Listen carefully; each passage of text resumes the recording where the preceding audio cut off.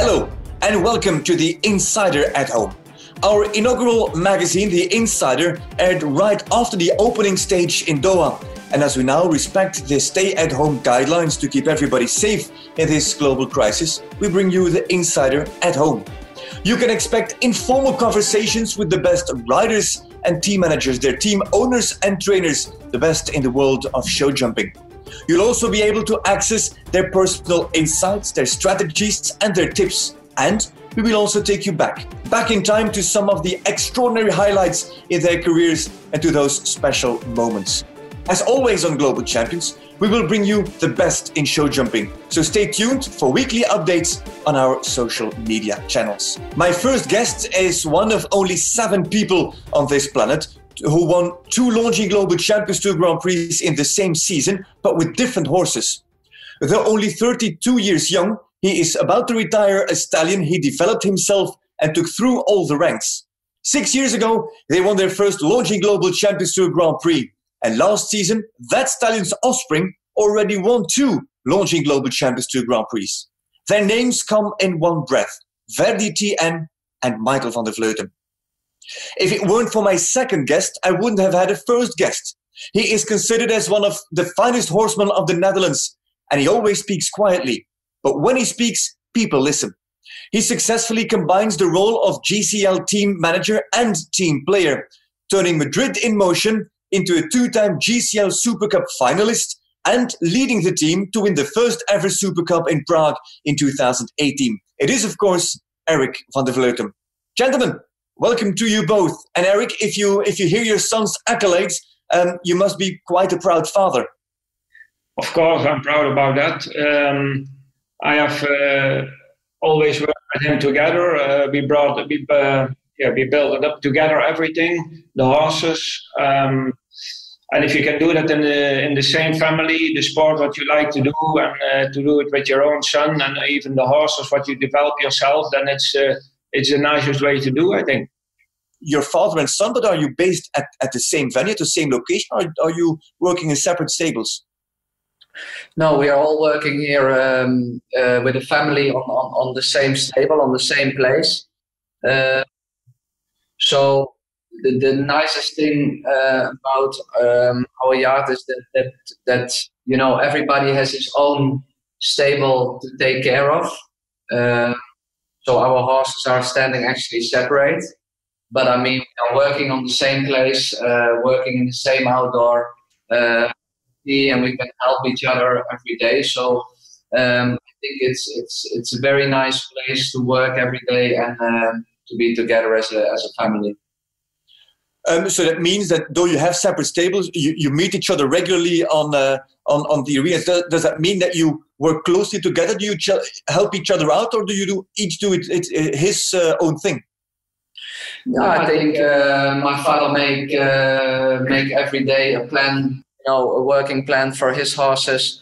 I do for mine. I mean, but once we are riding, we are working with the horses on the same place. So if necessary, we can help each other. And if I need to jump one horse, for example, you know, I can speak with him and we can help each other a little bit. Does that mean that there's no more father-son hierarchy, but more 2 people collaborating and working together? Is it more like that, Eric? Yeah, we're working together. We're working actually as one stable. If Maikel is jumping his horse, I'm normally always there beside the jumps to help him. And he likes that if I help him, and I like to do it as well, of course. And I think it's always good if you have somebody on the ground who can look a little bit from the side, because it can be, the view can be a little bit different than it feels. And I think on this moment, the professional sport, what we do, you see also the top riders, they have always somebody behind or beside it who always can give some advice. So often that also means that very likely you know each other's strengths and weaknesses. Maikel, what is the biggest strength of your father? What does he bring the most? What is he very strong at? Yeah, I think in my case, I think the most important is that we have bit the same way of riding, the same way of thinking about certain things, you know. And I think we are quite always on the same line, and that makes you know, the relation a bit easier, I think. I don't think we don't need many words to understand each other. Eric, I have to ask you the same question, of course. What's Maikel's biggest strength? What makes him such a good rider at the moment? I think his fanatism. He's always very fanatic. He is a hard worker. If we are back home late on Sunday night, on Monday morning at 8 o'clock, he's on his first horse again. And yeah, good, makes him quite successful, I think. And always he can think also good in his horses. He feels good what his horse needs, how his horse likes to go in the best way the horse wants to go. And I think he's good in that, yeah. Talking about those horses, we're in extraordinary times, as we've mentioned already.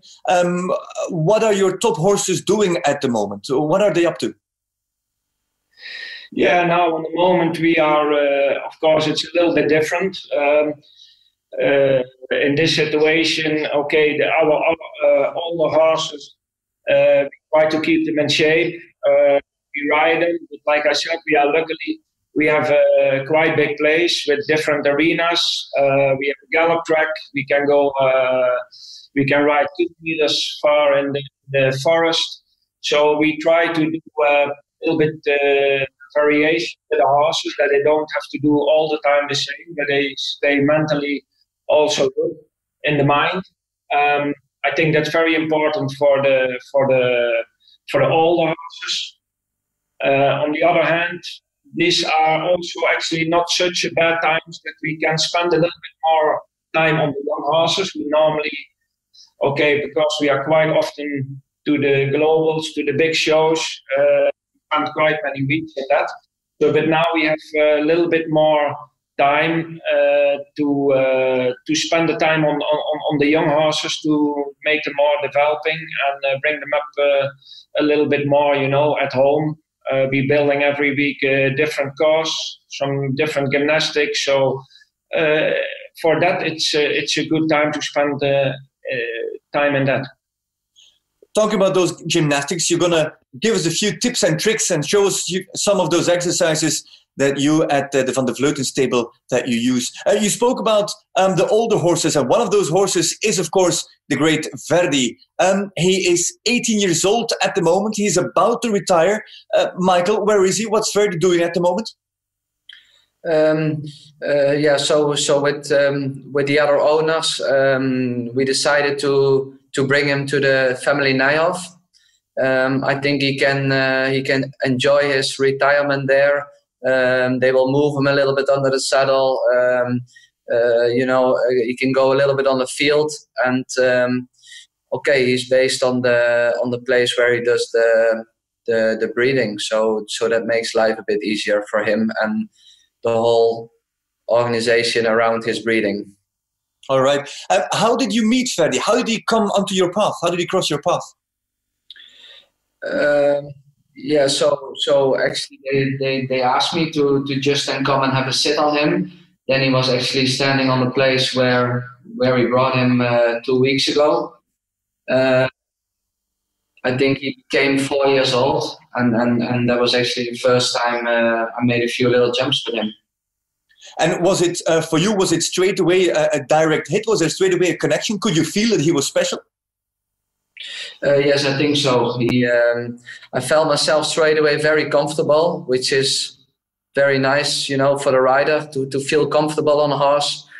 Okay, he felt very scopy. It looked like he had a very good mind. But okay, then they become 4 years old and they have the whole future in front of him. But for me, it's always very important when you sit on a horse for the first time. You get already kind of a feeling with a horse, with every horse actually. And I don't need many jumps to feel some positive things and some things I like to feel on a horse. and I think Verdi had quite a lot of things where I was happy with. Well, I promised to take you back in time. I'm going to take you back in time. 9 years to be precise. It is the year 2011. It is Valencia in Spain. It is Verdi's first ever Longines Global Champions Tour Grand Prix. We still have got the video of Verdi TN out there in Valencia in that Grand Prix. We see him here as a 9-year-old. It was his first Longines Global Champions Tour Grand Prix, but how he jumps, how he goes, how he behaves, the connection, his composition as well. It looks like it didn't change between 2011 and how we last saw him in 2019.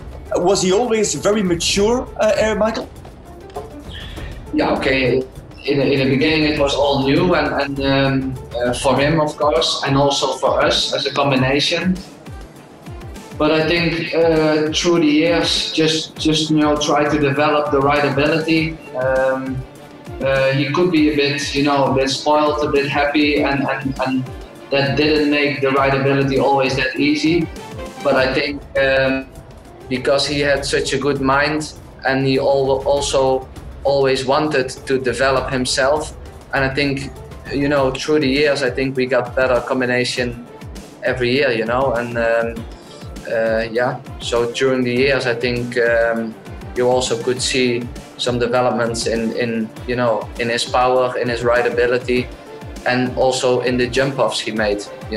Because the first few years it was always quite hard, to get inside the time, but on the end we even could have some good results and be in the top 3 of some many Grand Prix. So yeah, I think we developed the right way through the years. Yeah, well, we see the emotion right there. That was the round before the jump off that you went clear. In the end, in his first ever Longines Global Champions Tour Grand Prix, you guys would end 3rd straight away onto the podium. Later that year, 2011, you would go on to compete at the European Championships with him, again in Spain, again in Madrid at that time, to finish on bronze. But it seems like Spain, and especially Madrid, brings out the best of you in Maikel. This is the jump off of the 2014 Longines Global Champions Tour Grand Prix in Madrid. And Marcus Ening and Plot Blue lead in a jump-off with only 2 men, Ening and yourself. You're last to go. Let's have a close look. Last summer in France. Going to be in the top 2, but can he beat 51.32 seconds?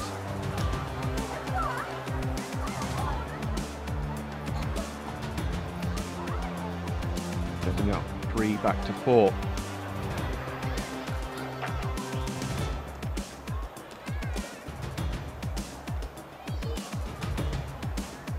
They're the 2 elements of the triple combination. This horse so full of beans, Verdi. Comes the Rioja, now the turn back. Both just going between the start-finish beam and that flower pot. He is really trying for it. Come on, Maikel. He comes towards the last 51.32 to beat. He's got a lot in hand. He sits up to ride the verticals. Gallops on now towards the finish beams. 49.68. Maikel van der Vleuten takes his first ever Longines Global Champions Tour Grand Prix here in Madrid. He's going to stand on top of the podium for the Netherlands.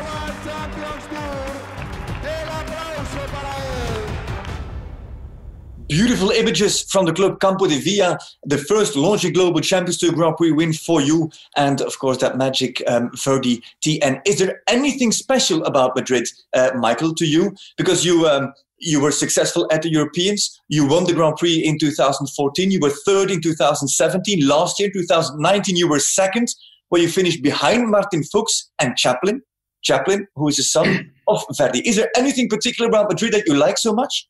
No, but one thing I know is that, the shows in Spain, especially in Madrid, inside and outside, I think they are, great shows. The facilities are super.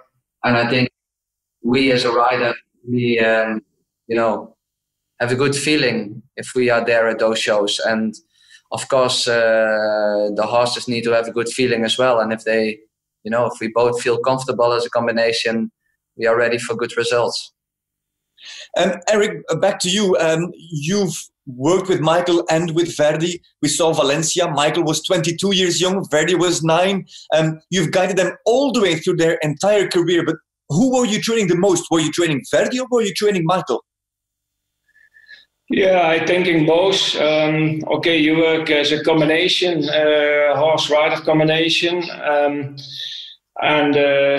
Specialist. Verdi has been always a special horse for me. He came here as a 4-year-old, and he brought all those years here, and he brought actually all our success for our stable. And I think he made also Maikel as a rider where he's now. And so in that case, for me, it's always been a very special horse. In Prague 2018, with Madrid in Motion, you won the Global Champions League Super Cup. And just before the podium ceremony, I saw you, Eric, being very emotional. You had tears in your eyes as Maikel's groom led Verdi to a calmer spot. Your team had just won €3 million in prize money. And all you could say was, look at that horse, look at how he goes. That's the horse that deserves a statue. At that moment, it got very clear that it's more than just a horse. He has to be part of your family, I think. No, of course. And on that moment, it was, of course, a very special, very special success for our team as well. It was the first final of the Global Champions League. And if you can win that with a team, and then that also Maikel with Verdi was in the team, it made it special, of course, and also for our owners, for our team owners, the horse owners. It was a nice day, a great success on that day. Well, we'll talk about Madrid in Motion and the Global Champions League later on. Just to show you how influential and how important Verdi has been on the Longines Global Champions Tour in this last decade, we've got a very interesting stat.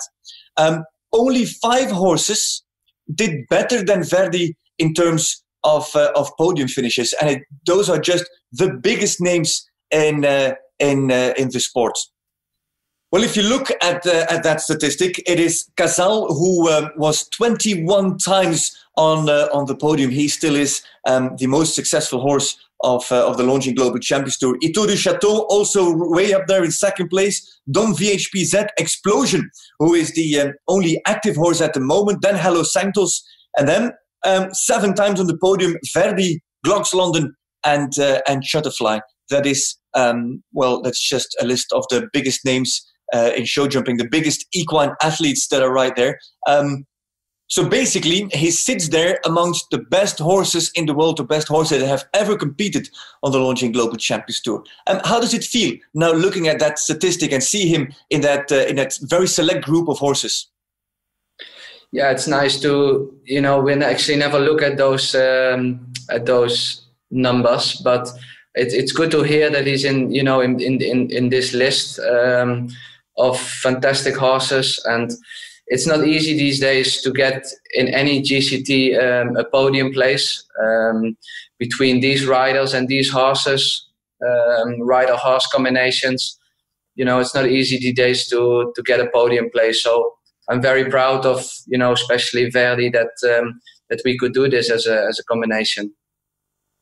And now he's going to be retired. You planned on doing that earlier this season in the Bosch, but the event got cancelled like many other events due to the corona outbreak. Are there any plans on when to retire him officially?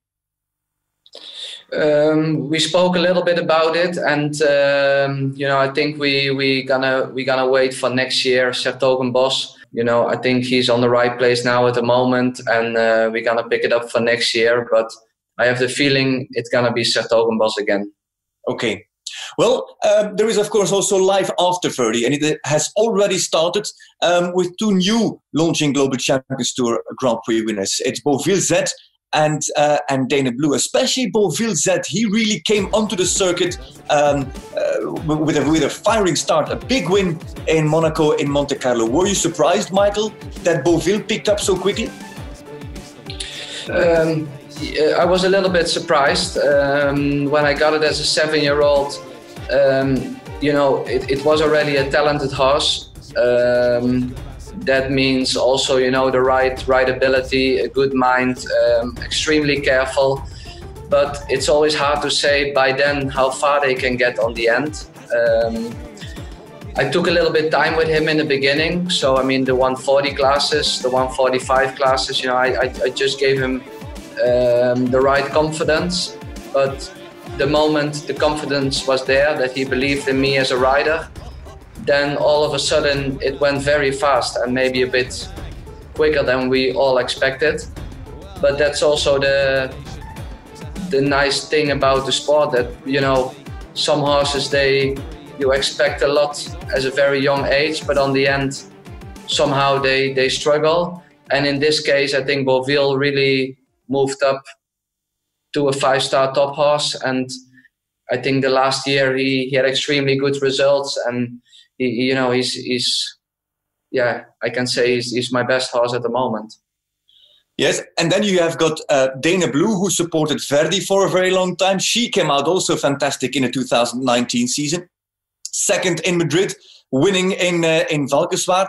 And with that win, Maikel, you entered another very select group of riders winning multiple Grand Prix in one season, but on different horses. It happens very, very rarely. Have a look at this statistic. In the 2019 season, you were the only one to pull it off. It was very rare. It's very unusual. 2018, actually, we had 3 riders who made it happen. And Scott Brash did it in 2 different years. But if you look again who's in there, there's also Meredith Michaels Beerbaum, 2008. She was the very first to do it with Shutterfly and with the great Checkmates. Eric, when I look at those 3 horses, you look at Verdi, you look at Beauville Z, you look at Dana Blue. Those are 3 Longines Global Champions Tour Grand Prix winners. But when you look at them, they seem to be 3 completely different horses, aren't they? Yes, they are different horses. Dana Blue is a horse with a lot of blood. She's very sensitive. She needs also a rider who is quiet on her. You know, you can make her quite quickly obsessed. But she has super quality. She has super mentality. She always likes to do the good thing, and she's very competitive. She's fast in the course. She is a natural winner, I think. Beauville is a horse with a nice temper. I think a little bit easier temper he has. He has blood, but his rideability is a bit more classic way. But it's also a horse with super quality, very careful, and also a very good mind.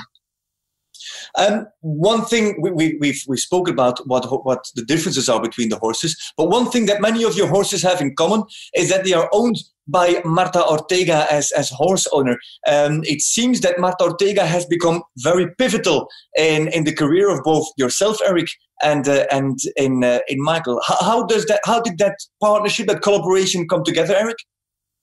Yeah, I'm working already since 2013 with Marta. Before she was riding herself, I was training her, and in that time I was helping also Sergio Moya, and I helped them together. In that year, I went also the national trainer of the Spanish team, of the national team from Spain.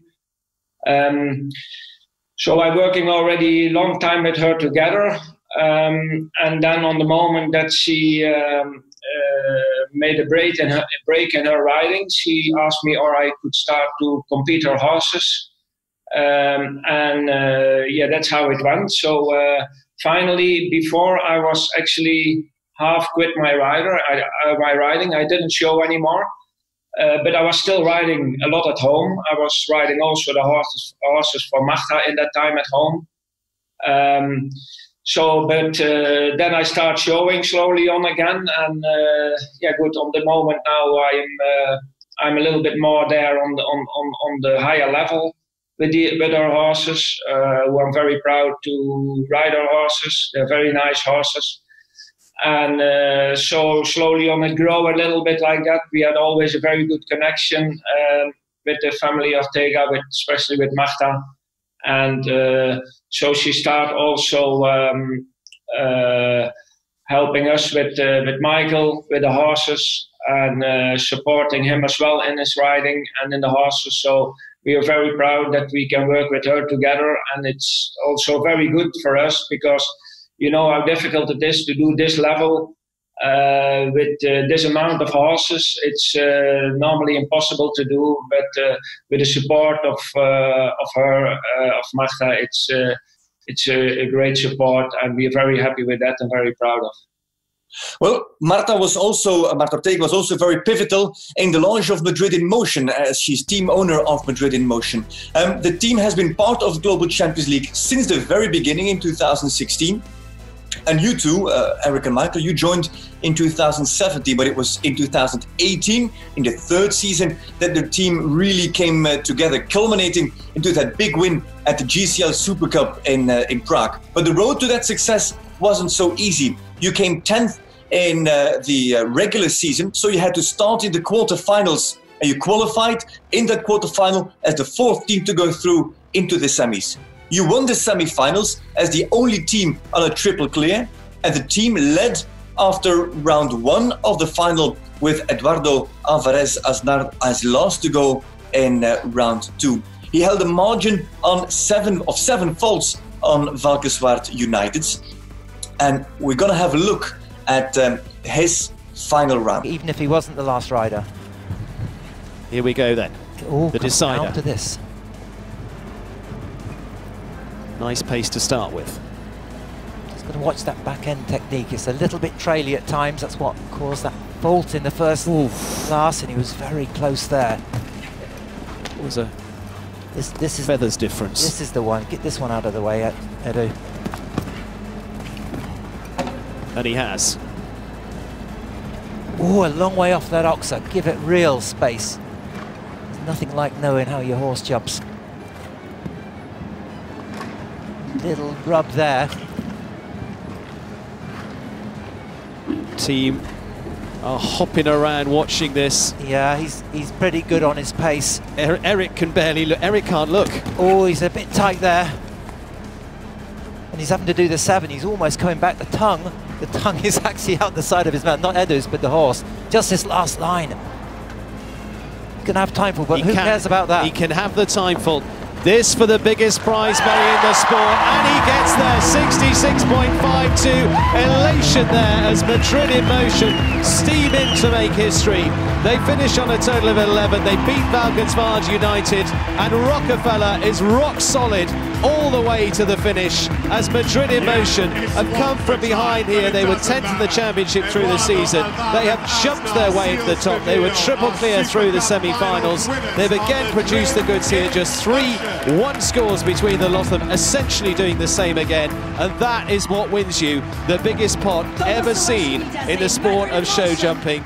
The relief, the tension all starts to swill away from that warm-up area, because now it is elation and excitement amongst the whole lot of them as Madrid in Motion become crowned as the first of the Global Champions League Super Cup winners. And what a super finish, James. That was wonderful stuff, wonderful from Edward. Well, still, if you watch it even today, Eric and Maikel, I can imagine it still gives you goosebumps, doesn't it, Maikel? Yeah, of course. It always will stay in my good memories, of course. Just what my father said before, to win that first GCL final. I think that's, you know, who won it is that it's a win who goes in the history, and we are very proud of that moment, especially when the whole season went maybe not as good as we planned, but we knew, of course, that we had some good riders there with a few fantastic horses. And I think at that moment, that week, I think we all rode very strong, and we had the horses in the right shape, I think, on the good moment. Yeah. Eric, you were there as a rider and team manager, but you didn't make any changes to the lineup throughout the entire weekend. Quarterfinals, semi-finals, and final. You always stuck to the same riders and the same horses, though you had the chance to change. With so much at stake at that point, was it a difficult decision to make?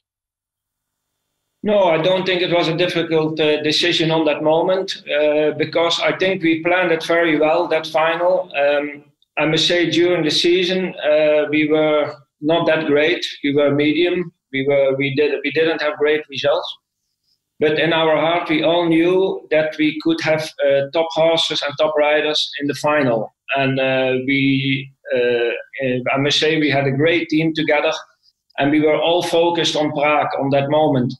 Already a few months before, we told each other we bring our best horses to the final, and we really make sure that we have them in good shape there. And I must say we had 3 top riders with 3 championships horses. We had that year Mark Houtsager with Camillo, and we had Eduardo, who's a fantastic rider, with Rockefeller, and Maikel with Verdi. So that's actually 3 championships horses. So in our heart, we knew we could have a chance on that final, and we put everything on that season. So and it worked out well, and then it's of course a great feeling. I can imagine it was a great feeling for yourself. What do you think, Eric, it meant to Marta Ortega as a team owner, with so much media at display, with so much money at stake? How did it feel for her, you think? Yeah, she was of course very enthusiastic, and she really enjoyed it. And for us, she's a great support. And then it's also good if you can make it on the end of the season, even if we didn't have a great season during the year, but she always was behind us and supporting us, the whole team. And if you can make it then in such a good final with such a good result, then that makes it even more special, of course. Eric, can you imagine 15 years ago that did you ever think that you could be in such a position, being a team rider and leading a team to go into a show where you could win more than €3 million in prize money? No, that's incredible. I mean, I remember that I was riding like 30 years ago in Grand Prix for 10,000 guildens. It's like 4,500 euros.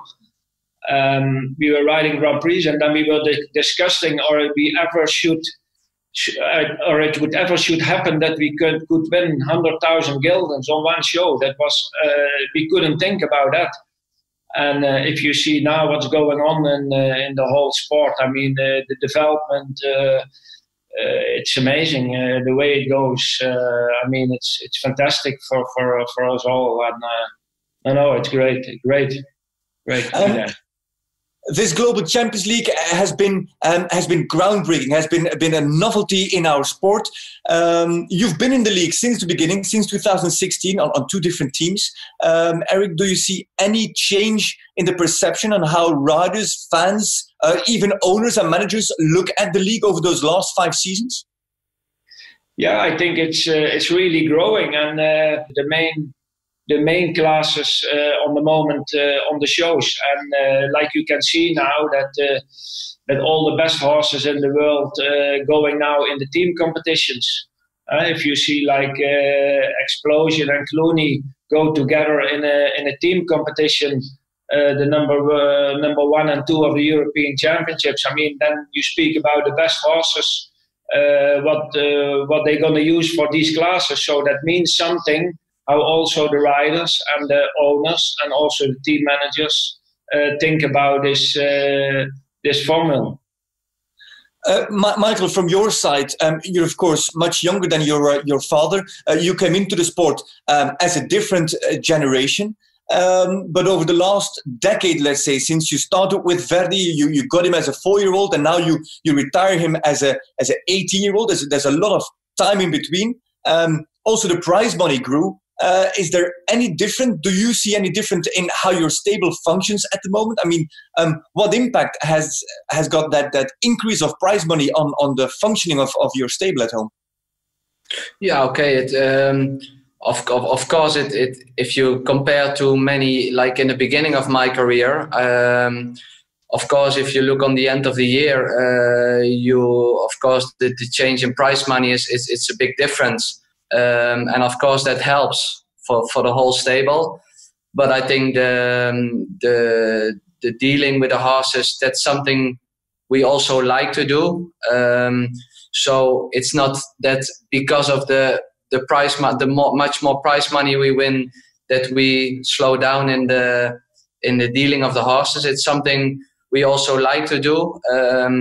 Start to find or to breed like good young horses, and horses where we see the right talented in, and with those horses, start working with, and say when they are 5, 6 or 7 year old, then we speak about them and try to make the right decision for that horse.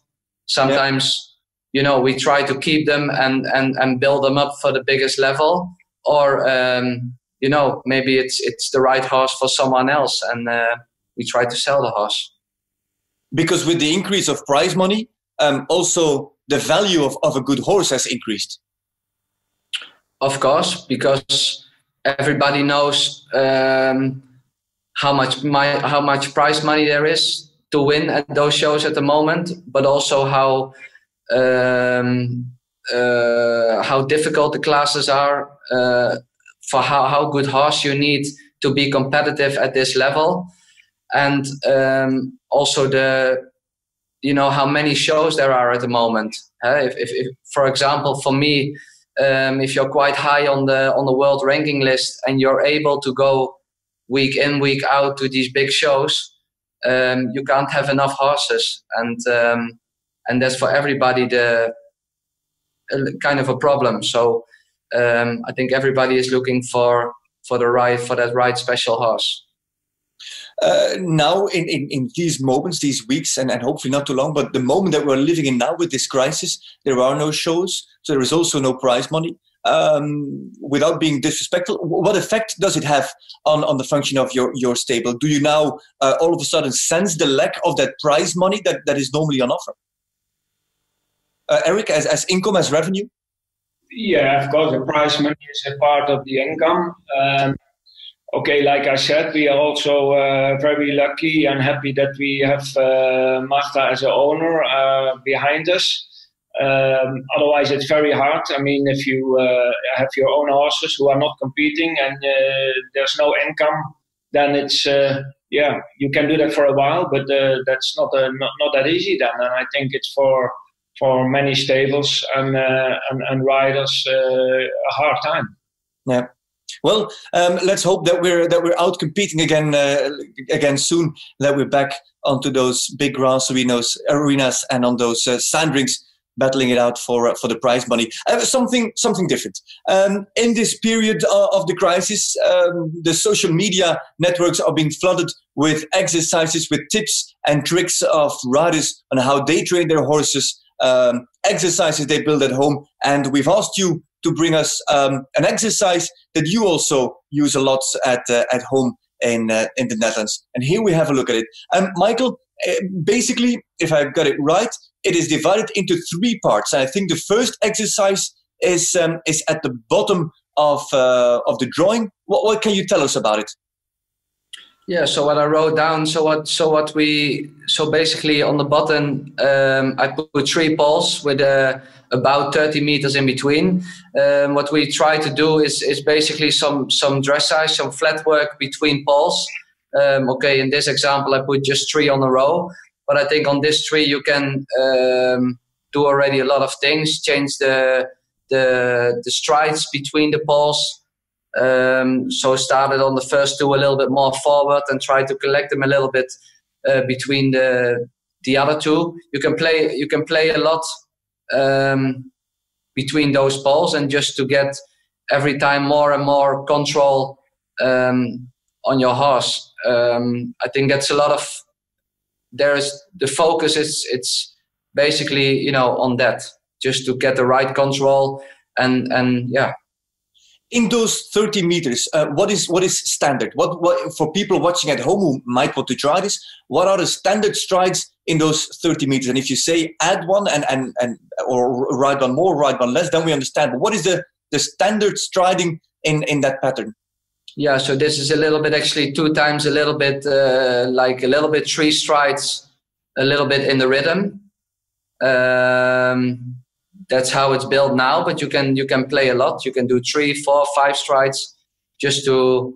Okay, it also depends on the stride of the horse, of course.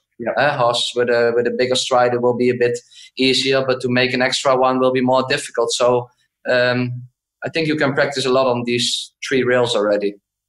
All right. Then we go to the top of your drawing. There you've given us 2 loops. In the middle there is a central placed oxer, and if I understand it well, you can approach the oxer on different ways, coming in straight or on the broken line. What's the plan with that exercise, Maikel? Okay, it's just to be to get focused on the basic things a lot. So I mean that they make the turns well, that they don't fall into our inside leg, that they go straight to the jump every time. Get them land on the left and right lead, as both sides the same easy. To stay in the horse in the right balance in between the jumps, just to get them listen to the rider, and it all comes to the same point, just to get them nice and easy through the body, and to make them just loose and good in the body. Yeah, Eric, before you said this is an excellent exercise to teach your horse to land on the right rein. Yes, I think it's important that a horse needs to land in the good lead. If you go left, and they should land on the left in the left gallop, and then the other way around. It gives a good balance to the horse, and I said already before, we don't make the exercises too complicated at home. We are not so complicated in our training. We try to keep it easy, but those exercises, to keep the horses loose in the body and to lengthen and shorten, I think it's important for them. All right. Those are some very nice exercises, I think, for the people watching to practice at home. Thank you very much, Maikel and Eric, for sharing these. We'll share these as well on our social media channels, so you can try them at home. But don't forget, don't bite off more than you can chew. Maikel, Eric, thank you very much, not only for sharing these exercises, but for giving us some insight on how the stable works at home, on your insights on Verdi, and of course on Madrid in Motion. Thank you very much for joining us on the first edition of the Insider at Home. Great stories and great insights. For the rest, you at home also, thank you very much for joining us. Don't forget to follow us on Instagram, on Facebook, and on all our social media channels. And stay tuned for the next episodes. And above all, stay healthy and stay safe. Thank you for watching, and bye-bye.